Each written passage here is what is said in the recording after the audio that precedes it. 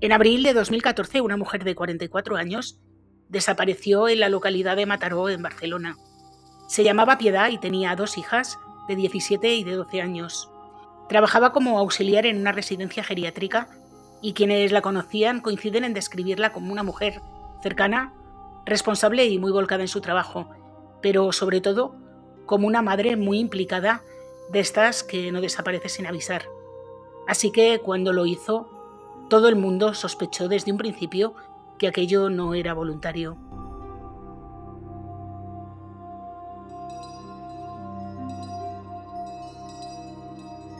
Hola a todos, yo soy Julia y hoy os traigo un caso con una sentencia muy poco habitual, porque hay un condenado por homicidio, pero nunca apareció el cuerpo, y así claro, fue imposible determinar con exactitud cómo murió la víctima. No fue el primer condenado en estas circunstancias en España, porque ya en 2014 la Audiencia de Tarragona condenó a Ramón Lasso por un doble asesinato sin que se encontraran los cuerpos, un precedente que abrió la puerta a este tipo de condenas basadas en indicios. Y el caso del que vamos a hablar hoy siguió este mismo camino. Pero para entender cómo se llegó hasta ahí, cómo se sostuvo una acusación sin cuerpo y qué elementos fueron clave para señalar al culpable, hay que comenzar desde el principio. Antes de continuar, quería agradeceros que veáis mis vídeos y ya sabéis que si os gustan, podéis dejarme un like, activar la campanita, comentar, compartir y todas estas cosas, que a vosotros no os cuesta nada y a mí me ayuda un montón. Y bueno, no me enrollo más y vamos con el caso.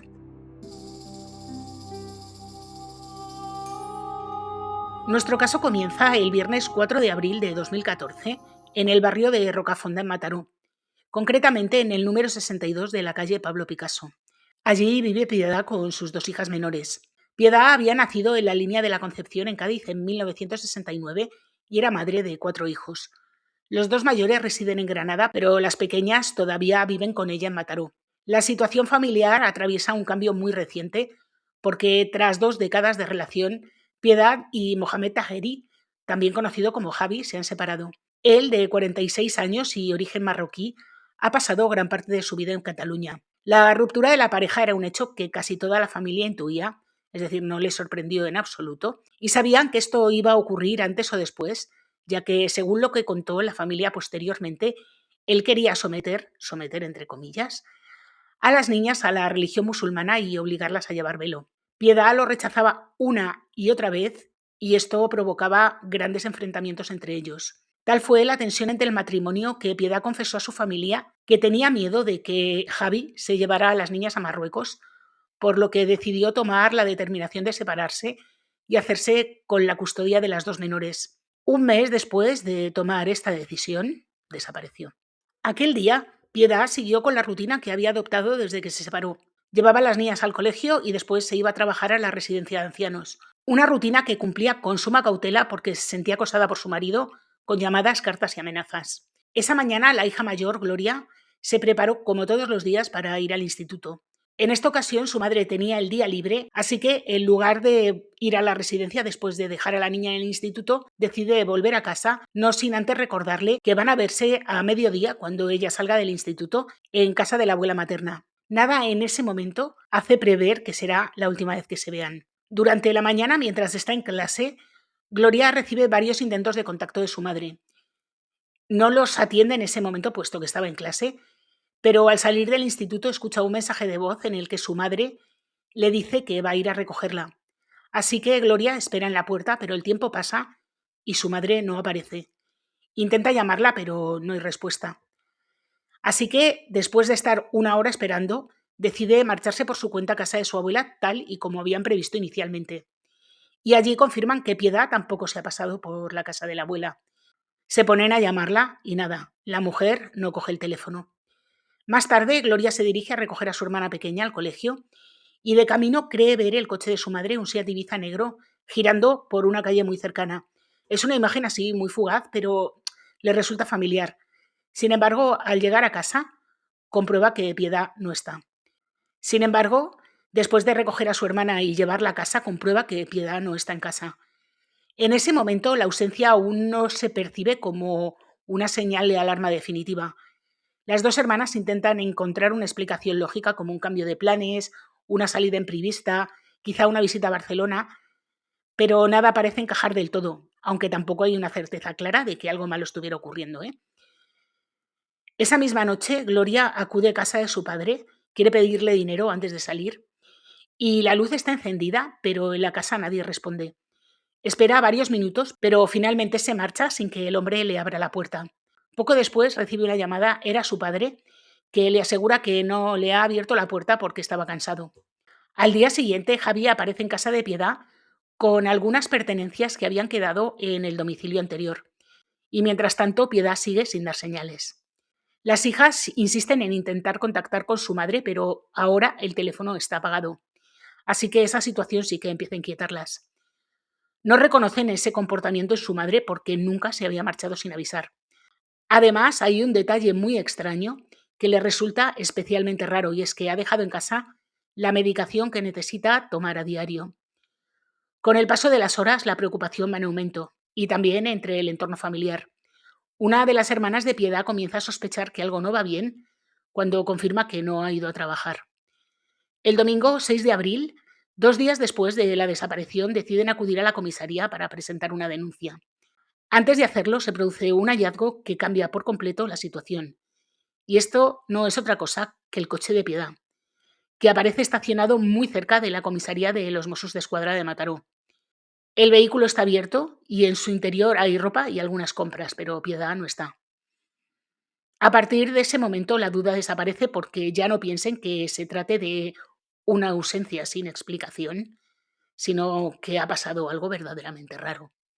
La denuncia se formaliza en comisaría y a partir de ese momento el caso deja de ser una simple ausencia para convertirse en una investigación con indicios muy preocupantes. El sargento de la Unidad Central de Personas Desaparecidas de los Mossos d'Esquadra explicó que la desaparición llega en forma de denuncia como tantas otras, pero los detalles que aporta la familia, especialmente la hermana de Piedad, hacen que desde el primer momento se active un nivel de alerta distinto porque no encaja en ningún momento con una desaparición voluntaria. Las primeras comprobaciones descartaron ya esa hipótesis. Piedad no ha ingresado en ningún hospital ni consta que haya sufrido accidente alguno. Tampoco hay antecedentes que sugieran una huida.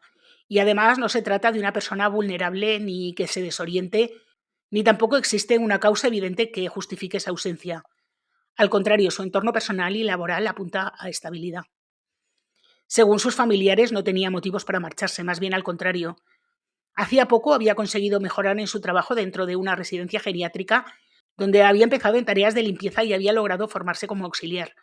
Estaba muy satisfecha con ese avance y quienes trabajaban con ella recuerdan su implicación y su carácter cercano, y que además su vida giraba en torno a sus hijas. Ese contexto se refuerza con el testimonio de Gloria, la hija mayor, que fue recogido en la denuncia. En él se describe la reciente separación de sus padres y se introduce un elemento clave que es el temor hacia su padre.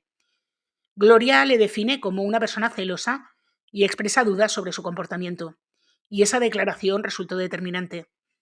Con esos datos, la investigación se asume de forma inmediata por la unidad especializada en desapariciones de ámbito criminal. En términos policiales, se trata de casos en los que se sospecha que tras la desaparición puede haber un delito grave, como un homicidio encubierto mediante la ocultación del cuerpo. Los investigadores centran su atención en el entorno más cercano a la desaparecida, como suele ocurrir en estos casos. El contexto familiar adquiere especial relevancia porque, según relatan familiares y amistades, la decisión de Piedad de separarse de Javi había generado tensión. Él no había aceptado la ruptura y en las semanas previas la actitud había derivado en comportamientos de control y vigilancia constantes. Madre mía, esto me suena tan familiar. Lo he contado tantas veces que es que da escalofríos. Las declaraciones de las hijas además aportan más detalles. Describen una convivencia marcada por episodios de tensión y actitudes autoritarias. La relación con su padre, especialmente en el caso de la hija mayor, había sido bastante conflictiva. Hablan de reproches constantes, de control sobre su forma de vestir, sobre sus relaciones, las horas que entran y salen, lo que estudian y episodios de agresividad verbal. La hija menor también relata un episodio de violencia física puntual. Aunque no lo define como algo habitual, sí confirma la existencia de conductas agresivas en ese entorno. Otros testimonios del círculo cercano apuntan en esa misma dirección. Una situación de miedo contenida durante años y que nunca llegó a denunciarse. Como ocurre en muchos casos de violencia en el ámbito doméstico, parte de esa realidad permanecía oculta. Algunas situaciones se compartían con familiares cercanos, pero no todas. El miedo a las consecuencias y la convivencia prolongada en ese entorno dificultan dar este paso y lo hemos visto tantas veces. A comienzos de 2014, Piedad decide romper definitivamente con esa situación. Abandona el domicilio familiar y comunica a Javi que la relación ha terminado. Es un paso que llevaba mucho tiempo planteándose y por fin había reunido el valor para decirle hasta aquí hemos llegado, majete. Y me da mucha pena esta situación porque hay que ser muy valiente para hacer eso y que desapareciera justo después de haber tomado la decisión, que es lo que suele ocurrir por otra parte, de verdad que es desolador. Pero bueno, según sus hijas, aquel cambio supuso para ella una mezcla de alivio y de temor. Por un lado, había conseguido tomar una decisión que llevaba tiempo posponiendo, pero por otro lado era consciente de la reacción que podía provocar. Tras la ruptura, Javi no dejó de acosarla. Las llamadas eran constantes, a cualquier hora daba lo mismo, fin de semana, día de diario, en el trabajo, a medianoche, daba igual. En ocasiones, decenas de llamadas en un corto espacio de tiempo. También aparecía por la casa sin previo aviso, buscaba el contacto y trataba de retomar la relación. Llegó incluso a presentarse con flores en casa. Piedad, sin embargo, había tomado una decisión muy firme y no quería continuar con él. La presión no solo recaía sobre ella, ya que su hija mayor, que mantenía más contacto con el padre, asegura que acabó siendo el canal por medio del cual él descargaba su frustración. Para los investigadores, ese conjunto de comportamientos encaja con patrones muy conocidos: control, insistencia, vigilancia y una incapacidad de aceptar la ruptura. Todo ello situaba a Mohamed Taheri, a Javi, en el centro de las sospechas desde el primer momento. Se trataba de una persona reservada, poco sociable, con un círculo de amistades muy reducido y una relación limitada con la familia de Piedad. Tras la desaparición, su versión resulta muy simple. Asegura no saber nada y sugiere que Piedad podía haberse marchado por voluntad propia. Introduce además una posible explicación. Según él, podía haberse desplazado a Francia, donde mantenía contacto con un hombre con el que había retomado relación meses antes. Se trata de Stefan, un conocido de la infancia con quien Piedad había vuelto a hablar a través de las redes sociales. Efectivamente, los investigadores comprueban la existencia de ese vínculo. Las conversaciones entre ambos muestran una relación cercana con mensajes de afecto y planes de futuro. Sin embargo, no hay ni un solo indicio de que ese contacto se hubiera materializado en un encuentro reciente, ni de que Piedad hubiera viajado para reunirse con él. Las pesquisas se amplían entonces a posibles desplazamientos y se revisan salidas por carretera, tren o avión, así como cualquier registro de paso por las fronteras, pero no hay ni rastro. Y tampoco hay movimientos bancarios ni actividad que indique una salida planificada. Hay otros elementos que refuerzan la hipótesis de que no se trata de una desaparición voluntaria. Piedad no había avisado a nadie, algo que sí hacía siempre que estaba ausente. Además, dejó en casa objetos personales esenciales, incluida la medicación que necesitaba tomar a diario. No se llevó ropa ni preparó el equipaje. Mientras tanto, el coche localizado cerca de la comisaría se convierte en una pieza clave. Los investigadores tratan de reconstruir cómo y cuándo llegó el coche hasta allí. Así que buscan cámaras de videovigilancia por la zona, pero el punto exacto donde estaba estacionado queda fuera del ángulo de las grabaciones disponibles. Trasladaron el vehículo a dependencias policiales para hacerle una inspección más exhaustiva. A simple vista no presenta signos de violencia ni de haber sido forzado. Estaba abierto, con el volante bloqueado, y en el exterior, especialmente en la parte superior, se aprecia suciedad acumulada como polvo barro. En su interior y en el maletero, que se abre con llave durante la inspección, hay pertenencias y objetos cotidianos. No hay señales evidentes de que haya ocurrido algo, pero el contexto en el que aparece el coche refuerza la idea que es que Piedad no se ha marchado por voluntad propia. En el maletero aparecieron bolsas de la compra procedentes de diferentes supermercados. En su interior hay alimentos básicos de consumo habitual como pasta, legumbres o conservas y también unas zapatillas deportivas, pero no hay restos de sangre ni indicios de violencia, como os he dicho antes. Los agentes centran la búsqueda en posibles restos biológicos, pero no hacen análisis de huellas dactilares, ya que el coche era utilizado habitualmente por Piedad y por personas de su entorno, lo que restaría bastante valor a esa prueba.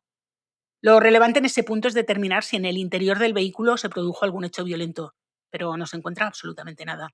Aún así, para los investigadores, Piedad no ha dejado ese coche allí por voluntad propia. Antes de determinar si ha ocurrido o no un hecho violento, la policía debe descartar todas las posibilidades no criminales como un accidente, una desaparición voluntaria o que ella se hubiera quitado de en medio. Tras investigarlo todo, deciden que eso no es lo que ha pasado. Así que lo único que le queda a la policía es la intervención de terceros. Mientras tanto, la familia intenta adaptarse a una situación que se vuelve cada vez más difícil. Las hijas se trasladan a casa de su tía Gloria, que asume su cuidado en un entorno marcado por el miedo y la incertidumbre. La rutina cambia por completo porque las niñas ya no salen solas, van y vuelven del colegio acompañadas y viven pendientes de cualquier cambio en cualquier momento. El temor no es algo abstracto, porque en una ocasión una de las hijas ve a su padre en las inmediaciones del instituto. Lo primero que hace nada más verle es llamar a la policía y a partir de ese momento se activa un protocolo para trasladarla a un lugar seguro. La vida cotidiana se reduce para las pobres a trayectos controlados y espacios protegidos. Los días pasan sin noticias y la angustia, por supuesto, crece.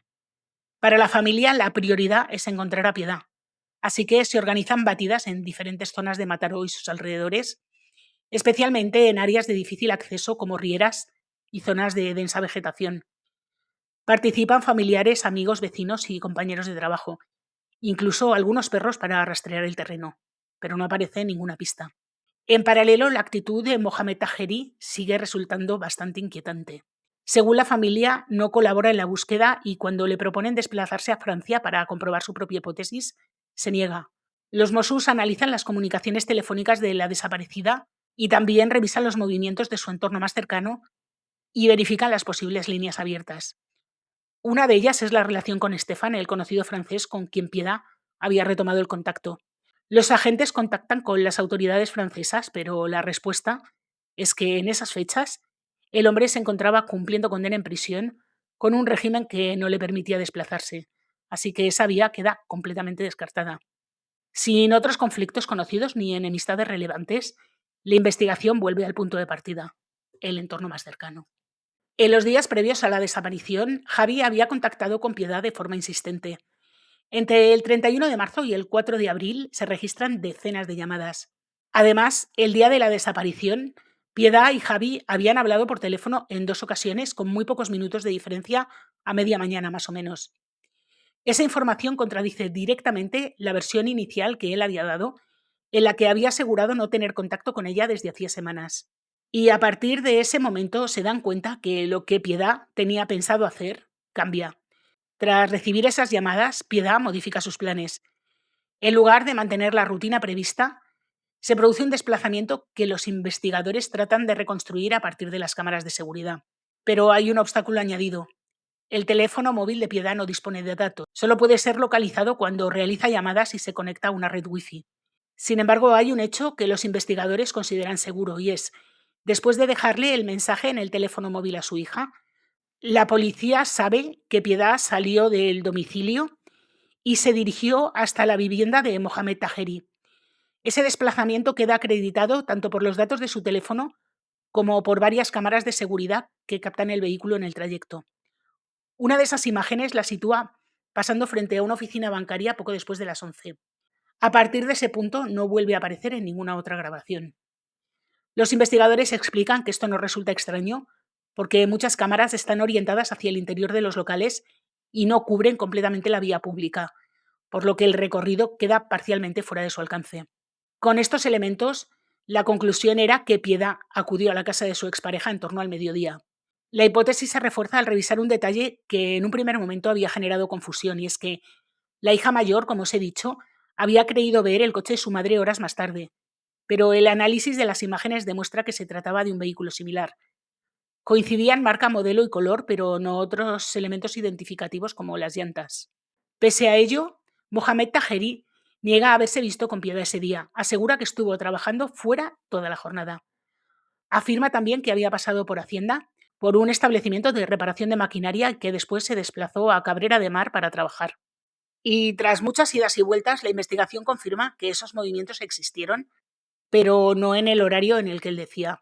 Se produjeron todos a primera hora de la mañana. Además, una cámara de la agencia tributaria lo capta hablando por teléfono en el mismo momento en que, según los registros, estaba en comunicación con Piedad. Ese cruce de datos permite ubicarlo temporalmente y desmonta completamente su versión. El análisis de la telefonía aporta además otra pieza clave. Entre las 11:17 y las 12:47, su móvil se conecta en una antena situada en las inmediaciones de su domicilio. Ese intervalo coincide con el desplazamiento de Piedad y con el momento en el que ambos habrían coincidido en el mismo lugar. Los registros muestran varios desplazamientos a una finca familiar situada en Dos Rius. El primero se produce a primera hora de la tarde de ese mismo día. Después regresa de madrugada y vuelve a acudir en varias ocasiones durante las siguientes horas, a mediodía del sábado, el domingo por la mañana y nuevamente el domingo por la tarde. En poco más de 48 horas realiza 6 visitas a ese lugar, una frecuencia que no se corresponde con su rutina habitual. Para los investigadores ese patrón tiene mucha relevancia, porque en el mes anterior apenas había acudido a esa finca, mientras que tras la desaparición la actividad se intensifica de forma notable. Ese cambio coincide con el momento en que sitúan la posible comisión del delito. La hipótesis que manejan es que se produjo un crimen en el domicilio de Tajeri y que posteriormente el cuerpo es trasladado. Los primeros desplazamientos podrían estar relacionados con la eliminación de indicios menores. Los realizados de madrugada encajarían con el traslado de algo más complejo. Con el conjunto de indicios ya consolidado, los Mossos dan el siguiente paso. El 5 de mayo de 2014, un mes y un día después de la desaparición, detienen a Javi. La investigación se construye sin disponer del cuerpo, una circunstancia que no es excepcional en este tipo de casos. La acusación se basa en una suma de indicios que, analizados de forma conjunta, permiten sostener la autoría. Durante el registro del domicilio, los agentes localizan restos que consideran relevantes. Durante el registro del domicilio encuentran posibles restos de sangre y recogen muestras para ser analizadas. En la habitación de Javi aparece otro elemento significativo. Dentro de una mesilla se encuentra el libro de familia de Piedad, un documento que ella solía llevar consigo en el bolso siempre, no salía de casa sin él y era un documento que había desaparecido junto a sus pertenencias más esenciales. Para los investigadores, este hallazgo refuerza la idea de que el último sitio donde Piedad estuvo con vida fue la casa de Tajeri. Con estos elementos, la comitiva judicial se desplaza a la finca familiar de Dos Rius, uno de los puntos que ha cobrado mayor relevancia en la investigación tras el análisis de los movimientos de Tajeri. La búsqueda en la finca se realiza de forma exhaustiva. Los agentes rastrean la superficie, inspeccionan construcciones y remueven tierra en un montón de puntos, pero ni rastro de Piedad. Mientras tanto, Mohamed Tajeri mantiene su silencio ante la policía, pero accede a declarar ante el juez. Se reafirma en su versión, asegura que el 4 de abril trabajó en una finca de Cabrera de Mar y que después acudió a realizar trámites fiscales. Dice no recordar con claridad si fue él quien llamó a Piedad o si fue ella quien lo hizo. Como si Piedad le llamara muy a menudo, ¿sabes? Bueno. Añade que cuando hablaban solía ser por cuestiones económicas. Niega que hubieran quedado ese día y sostiene que evitaba el contacto con ella. Sí, por eso la llamaba 12 veces, la acosaba, se presentaba en su casa a cualquier hora, evitando el contacto, claro. E insiste en que Piedad no estuvo en su casa ese día. Reconoce, eso sí, haber pasado por la finca durante la noche para atender a los animales y no descarta haber dormido allí entre la madrugada y primeras horas del día siguiente. Es esencialmente la misma versión que ya había dado previamente con un único matiz. Admite ahora que sí habló por teléfono con ella el día de la desaparición. Justifica la contradicción inicial alegando que temía una posible denuncia. Mira, esta gente teme cosas muy raras, ¿eh? Cuando la pegaba, la acosaba y la gritaba, no temía la denuncia, la teme ahora por reconocer que había hablado con ella. Es que tela, ¿eh? En julio de 2014, 3 meses después de la desaparición, mientras Tajeri permanece en prisión provisional, la familia de Piedad decide personarse como acusación particular. Están convencidos de que Javi acabó con la vida de Piedad. Desde el punto de vista jurídico, el caso presenta dificultades más que evidentes. No hay cuerpo, tampoco hay restos biológicos concluyentes en el domicilio ni en los vehículos, y además la ausencia de datos en el teléfono de Piedad impide reconstruir con precisión sus movimientos tras salir de casa, mientras que la posición de Tajeri puede seguirse mediante registros telefónicos, la de ella se pierde completamente. El análisis de laboratorio confirma además que la sustancia hallada en el lavabo no era sangre. Tampoco se encuentran indicios relevantes en los vehículos inspeccionados. La escena carece de los elementos habituales en investigaciones de este tipo. La defensa utiliza estos resultados para solicitar la puesta en libertad de Javi. Argumenta que no existen pruebas directas que lo incriminen y que ni siquiera se ha acreditado la muerte de Pilar. El juez, sin embargo, rechaza la petición y mantiene la medida de prisión. A la espera de juicio, la familia continúa buscando. Se organizan nuevas acciones, entre ellas una prospección con georradar en la finca. En paralelo, se plantea la realización de la prueba P300, ya os la he comentado en algún caso, esta prueba. Es la conocida como el test de la verdad, que consiste en analizar las reacciones cerebrales del sujeto ante determinadas imágenes o estímulos. El fiscal del caso solicita su práctica y el juez la autoriza, siempre con el consentimiento del investigado. Los Mossos recopilan fotografías de posibles ubicaciones donde podría encontrarse el cuerpo, lugares señalados por la familia o detectados durante la investigación, y preparan todo el material necesario para que el doctor José Ramón Valdizán lleve a cabo la P300 en el Hospital Miguel Servet de Zaragoza. Mohamed Taheri fue excarcelado en Cataluña y trasladado a Zaragoza a finales de septiembre, y el día elegido, con todo preparado, y él ya en el habitáculo en el que se sometería al test, dijo que no, que se lo había pensado mejor y que no colaboraba. Es que era sinvergüenza por partida triple, no doble, triple. Aún así, la familia no abandona la búsqueda del cuerpo de Pilar. Una idea persiste, y es que en un pozo construido por Tajeri en la finca meses antes de la desaparición, sospechan que puede estar el cuerpo, oculto bajo una capa de cemento. Durante la instrucción ya se había solicitado su apertura, pero el problema es tanto técnico como administrativo. El pozo no figura en registros oficiales y no existe documentación sobre su estructura original. Las autoridades competentes autorizan la intervención, pero no disponen de medios para ejecutarla. La familia busca entonces un especialista por su cuenta, lo encuentra y obtiene el visto bueno judicial, pero finalmente la operación no puede llevarse a cabo. El tiempo apremia y la instrucción se acerca a su límite. Y cuando se cumplen 2 años desde su ingreso en prisión, se celebra una vista para decidir sobre la prórroga de la medida cautelar de la prisión provisional. El juzgado acuerda mantenerla, pero la defensa recurre la decisión. La audiencia estima el recurso al considerar que la instrucción se ha prolongado más de lo debido y Javi queda en libertad a la espera de juicio. La salida de prisión de Mohamed Taheri introduce un nuevo escenario para la familia. Ahora la incertidumbre se mezcla con el miedo y la sensación de desprotección para ellos es constante. ¿Os podéis imaginar el desgaste emocional para esa familia? No solo por todo lo que había pasado con Piedad, por no saber dónde está, sino por el miedo de saber que esa persona está en libertad. El proceso judicial arranca finalmente el 27 de marzo de 2017, casi 3 años después de la desaparición. La Fiscalía y la acusación particular imputan a Tajeri un delito de homicidio y otro contra la integridad moral.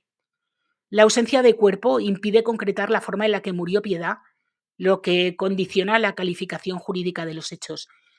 Es decir, no pueden pedir asesinato porque no saben cómo murió, así que tienen que pedir homicidio.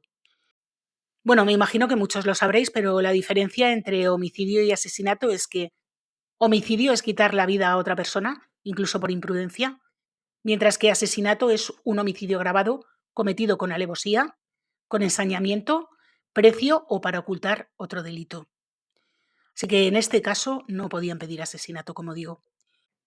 El juicio ha generado muchísima expectación porque no es habitual que se juzgue un caso de homicidio sin cadáver. La acusación sabe que se enfrenta a una dificultad añadida, y es que no hay prueba directa. Todo se basa en indicios. Además, el tribunal no está formado por jueces profesionales, sino por un jurado popular. Y esto obliga a construir un relato sólido, coherente y sin fisuras. Una vez constituido el jurado, Mohamed Taheri comparece asistido por un intérprete. Anuncia que solo responderá a las preguntas de su abogado y durante el interrogatorio mantiene su versión de los hechos. Este hombre hablaba perfectísimamente castellano y catalán y decidió, por supuesto, para complicar las cosas, que no iba a utilizar ninguno de esos dos idiomas. Es que, como os digo, es sinvergüenza por partida triple. Yo diría por más, pero bueno, en fin, yo qué sé. Durante sus declaraciones afirma que la mañana del 4 de abril salió a trabajar y que en algún momento acudió a Hacienda. Reconoce que habló con Piedad ese día y que la conversación giró en torno al dinero y a sus hijas. Hombre, ¿y para qué va a llamarle? ¿Para hablar de física cuántica? ¿De filosofía trascendental? Es que este hombre es imbécil, de verdad. Yo es que de verdad que a veces dicen unas cosas que es que nos toman por tontos a todos, pero bueno, en fin. También niega que Piedad se pasara por su casa aquel día. Sostiene que tras sus gestiones regresó a Mataró para ocuparse de asuntos personales, sin embargo, no puede acreditar ese último desplazamiento. En cuanto a la relación con Piedad, la describe como conflictiva únicamente en lo relativo a la educación de las niñas, pero asegura que la separación fue amistosa. O sea, que niega que sus hijas vieron lo que vieron, oyeron lo que oyeron y vivieron lo que vivieron. Ante la pregunta directa responde sin titubeos, no, la mató. Insiste en que es la madre de sus hijas. Claro, porque nunca se ha visto que un hombre mate a la madre de sus hijas. Las acusaciones intentan desmontar esa imagen a través de testimonios. Una amiga de Piedad relata conversaciones en las que Piedad le confesaba haber sufrido agresiones, y no es el único testimonio en esa línea. Familiares cercanos describen esa dinámica de control y aislamiento, y según explican, Javi trataba de limitar el contacto de Piedad con su entorno, aparecía sin previo aviso en domicilios de familiares, incluso a altas horas de la noche, buscando intermediarios que la convencieran para retomar la relación. Uno de los cuñados contó incluso que se lo encontró revisando buzones para localizar a una de las hermanas de Piedad. Quería hablar con ella y pedirle que intercediera. Otros familiares explicaron que Tajeri no aceptaba la ruptura, insistía en que Piedad había cambiado, que alguien la había influido y trataba de revertir la situación a través de su entorno. Piedad, sin embargo, había tomado una decisión definitiva, no quería volver a verle ni tener ningún trato con él. Había comenzado a trabajar, tenía ingresos propios y estaba completamente independizada y bastante feliz. Para la acusación, este contexto era fundamental. Consideran que la negativa de Piedad a retomar la relación, unida a la insistencia de Tajeri, confirmaban el móvil del crimen.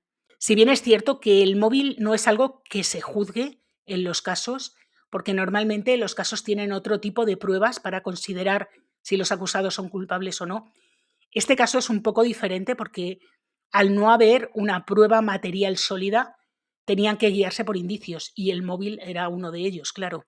Por eso cada elemento del juicio por sí solo no resulta concluyente, es el conjunto el que debe conducir a una explicación posible. Tras las declaraciones de los familiares allegados en el turno de los investigadores, estos detallan ante el jurado cada uno de los datos obtenidos durante la investigación, registros telefónicos, movimientos y contradicciones en las declaraciones.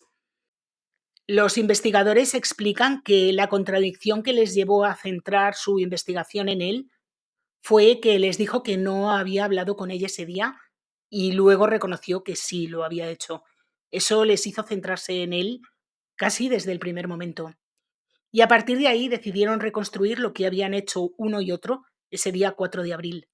Saben que Piedad salió de su domicilio a las 10:53 de la mañana, después de haber recibido una llamada de Javi. Luego saben que a las 11:11 una cámara de seguridad de una sucursal del banco la captó circulando con su vehículo por la calle. Las imágenes muestran un recorrido coherente con la dirección hacia la zona baja de Mataró, donde se encontraba el domicilio de Mohamed, y es el último registro visual de la víctima. En paralelo, los investigadores sitúan a Tajeri.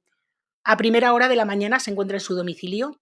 Después realiza un desplazamiento que finaliza en la agencia tributaria de Mataró, a eso de las 10:30, y permanece allí hasta las 11 o las 11 y algo, según los registros, momento en el que abandona el lugar y se dirige a su domicilio. Para los investigadores este punto fue clave porque en un primer momento Tajeri había dicho que había estado toda la mañana trabajando. Luego ya cuando le mostraron las imágenes, dijo que sí, que había acudido a la agencia tributaria. Para los investigadores, la coartada quedó completamente desmontada por esto.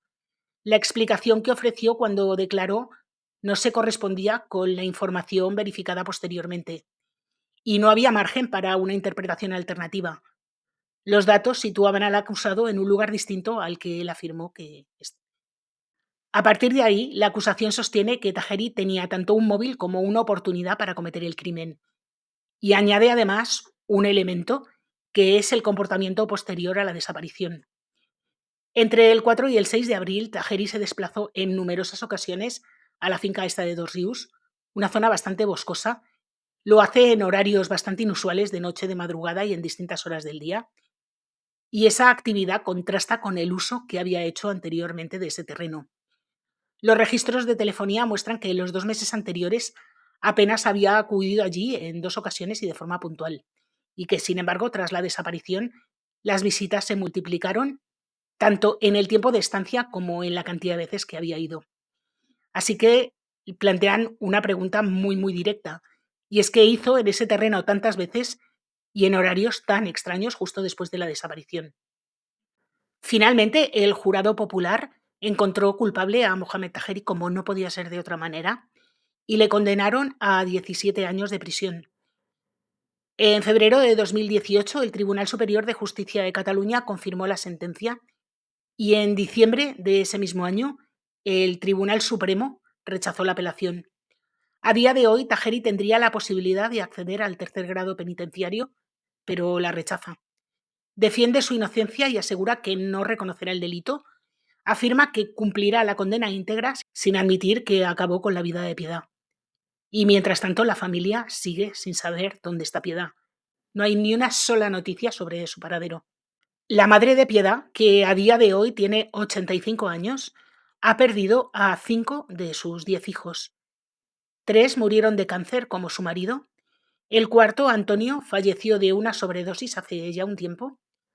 Y ahora la pobre solo quiere saber dónde está Piedad para darle sepultura y no morir sin saber dónde están sus restos.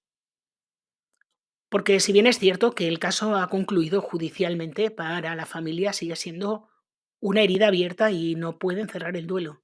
Tiene que ser horrible, de verdad. Y además, otra cosa que deja bastante mal cuerpo es la situación en la que quedaron las hijas.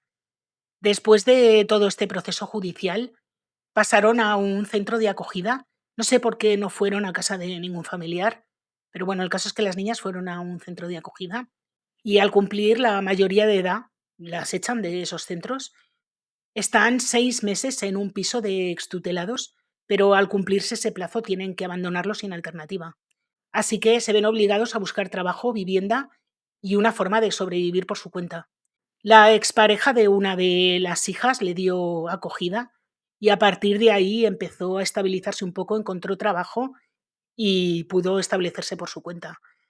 Pero vamos, que pobre gente, ¿eh? No han tenido bastante con la muerte de su madre, con su padre en prisión, como para quedar así de desamparadas. Me da una pena que, no sé. Ellas piden un acompañamiento continuado por parte de las fuerzas de seguridad con información periódica sobre la situación del agresor, algo que no se produce. Y de verdad que me parece tristísimo. Una pena. Porque, como vemos, esto destrozó a toda la familia. No solo es que acabaran con Piedad, es que la madre, imaginaros cómo está, las hermanas, pues 3 cuartos de lo mismo, y los hijos, pues están como están, especialmente las niñas. Bueno, las niñas que ya no son niñas, pero entendedme, en aquel momento sí lo eran. Y bueno, con este dato se acaba nuestro caso de hoy, un caso horrible, pero un caso también bastante paradigmático de lo que pasa en los casos de violencia de género. Esta que, según algunos que me dejan comentarios, no existe. Aprovecho también para comentaros que no voy a responder a ningún tipo de comentario al respecto de que la violencia de género no existe, porque ya me he cansado de responderlos. Y no me digáis que solo hago este tipo de casos, porque en el canal tengo de todo, casos en los que matan hombres, casos en los que matan mujeres, casos en los que matan hombres y mujeres conjuntamente, y hasta casos en los que matan niños. Así que, por favor, no me digáis tampoco eso. Y bueno, ahora sí que sí, hasta aquí el caso de hoy, ya no me enrollo más. Si os ha gustado, por favor, dejarme un like, activar la campanita, comentar, compartir, suscribiros si no lo estáis. Recordad que tengo otro canal, Letra Pequeña, donde subo caso todos los martes y en este subo caso todos los viernes. Así que hasta la semana que viene.